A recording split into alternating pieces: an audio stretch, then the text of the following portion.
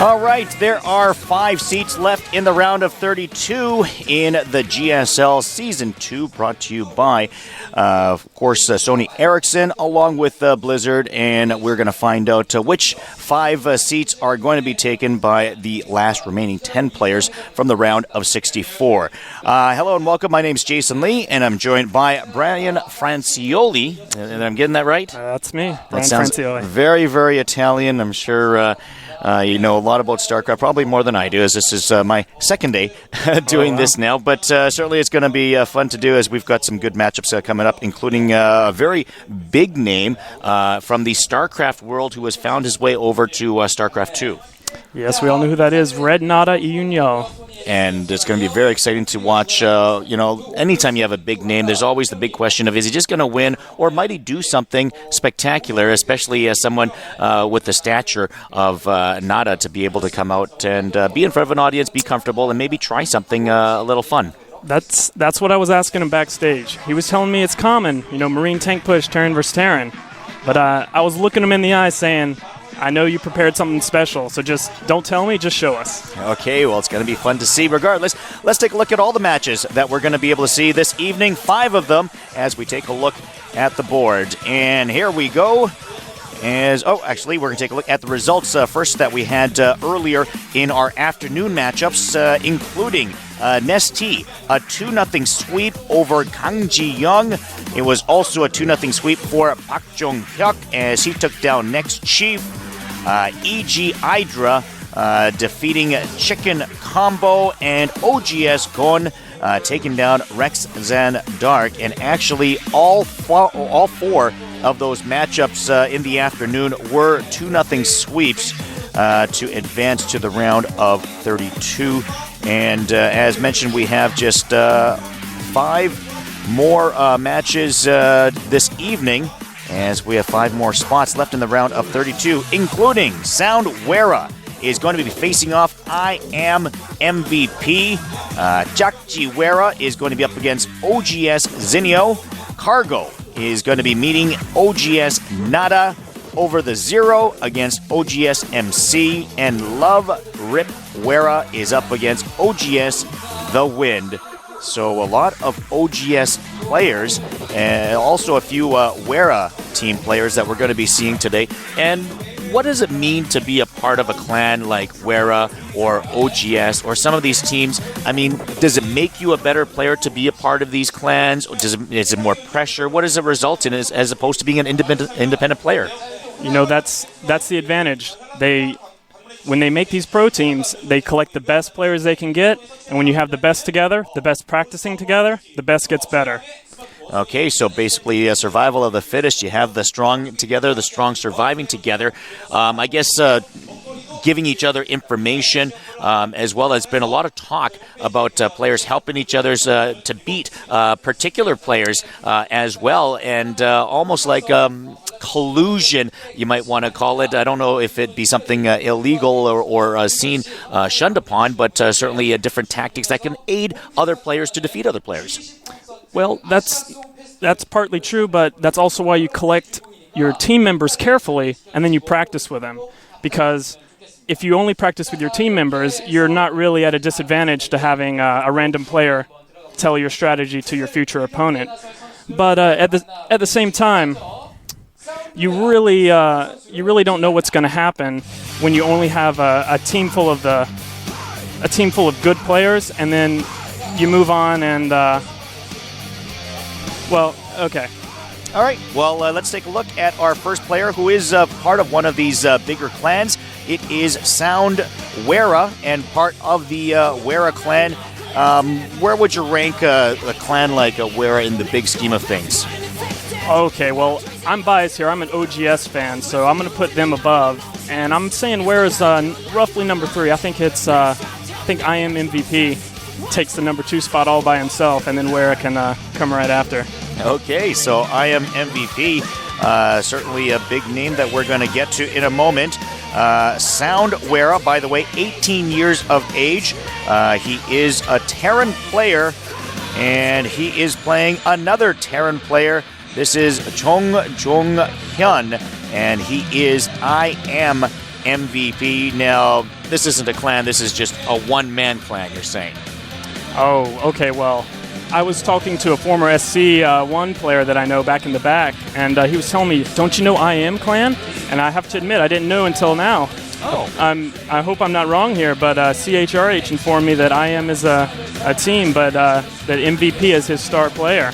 Okay. Well, I'm misinformed as well. Like I said, I'm not as informed with StarCraft 2, but let's take a look at the maps that we're going to be playing on for these two players. We're starting off, set number 1 will be on Delta Quadrant, as set number 2 goes to Metalopolis, and then set 3 will be Blistering Sands. And maps that were taken out, Jungle Basin, Steps of War from Soundwera, and Shakura's Plateau and Jungle Basin taken out by I Am MVP. So a Terran versus Terran. This is actually the first mirror matchup that I've been able to cast now. I guess this is my 10th matchup, and the first mirror matchup. Terran versus Terran. Obviously, there's no real advantage to a particular player, but what are the general things that we would see? What are the most common units that we might see in a TVT? Okay. Well, we're going to see some sort of barracks gas opening into factory, and then from there it's either marine tank push with follow-up Banshee, perhaps defensive Viking, and from there you're gonna mirror match your opponent. Okay. And counter from there. Let's see what happens in set number 1.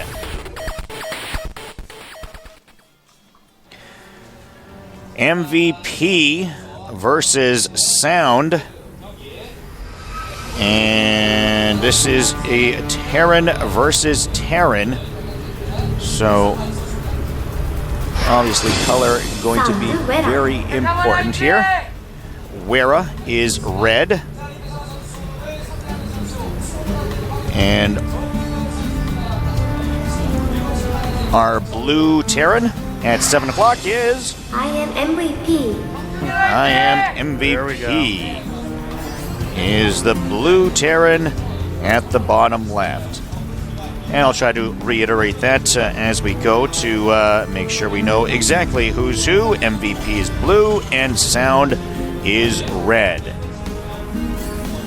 Both starting off with supply. First, of course, looks like blue, our MVP, is actually starting off closer to the choke point, whereas Sound is going to be building his supply right next to his gas geyser. What's the advantage of each in terms of placement? Well, I was just thinking that in this match I don't particularly see an advantage to walling in right off the bat, because usually you're going to be pumping out a couple Marines at the start, chase away the early scout. To be honest, I think it's a slight metagame fault to wall in when you don't need to. It takes SCV that much longer to get to go away from the resources, build and go back. Just that much. These kind of small advantages really add up on the pro scene. Okay, when we look at Terran versus Terran in StarCraft 1, generally speaking, the rule of thumb was you don't use bionic units. You want to go strictly mechanical. But in this particular case, is that a little bit different or completely different or just exactly the same? Well, in the early mid-game, the Marines are just such useful support units for your higher tech like tank, Banshee, whichever route you choose. Marines are just so useful in even up into the mid-game. And I really don't see any only tech route or only mech route until at least into the 15-minute mark, 10-15 minute mark. All right, Marine chasing away this scouting SCV as MVP trying to take a peek. Second refinery being started on now by Sound, who is our red Terran. Meanwhile, MVP already pumping gas out of both his refineries. Yeah, absolutely. You need that second gas fast no matter what you're doing, be it tank or Banshee. So we're going to see a tech route here. We're not going to see any sort of fast expansion, crazy play.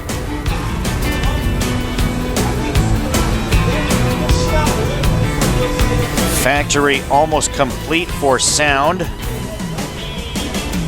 Couple of Marines guarding his choke point, making sure nothing gets up there to scout him out.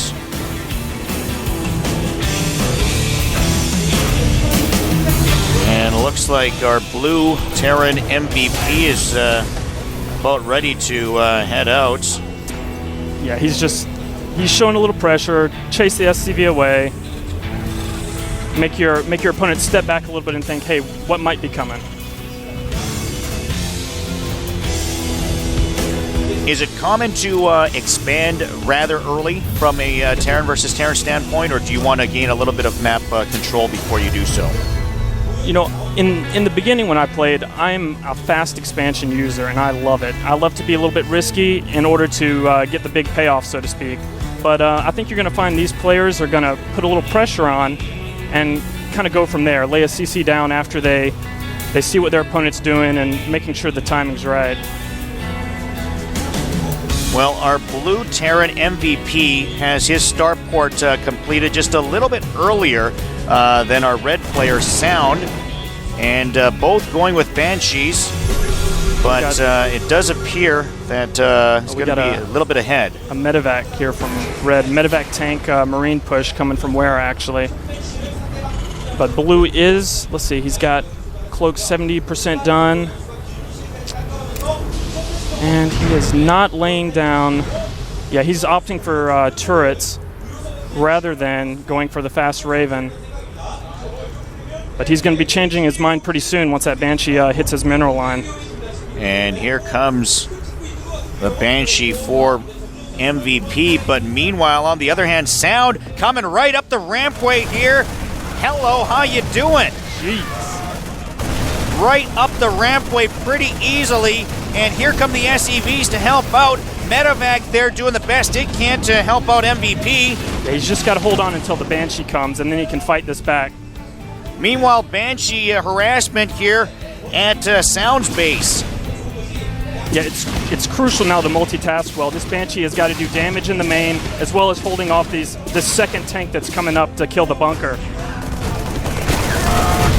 And that tank, no, it's going to back down from the bunker. And he's going to lose that Banshee. Slow reaction time on Cloak and getting out of there.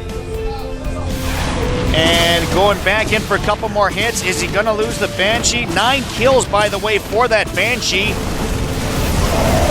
Meanwhile, on the other end. All right. Pop that medevac. And the siege tank goes down. MVP actually still has that Banshee alive and well under Cloak.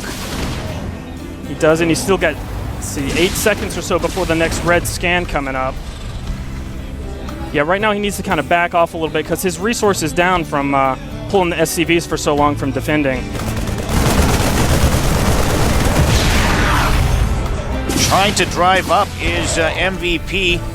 He's got the counterattack going with his Marines. Pushing forward 5 Marines. Trying to take out that turret to give a little more room for the Banshee. He does get the turret. Wow.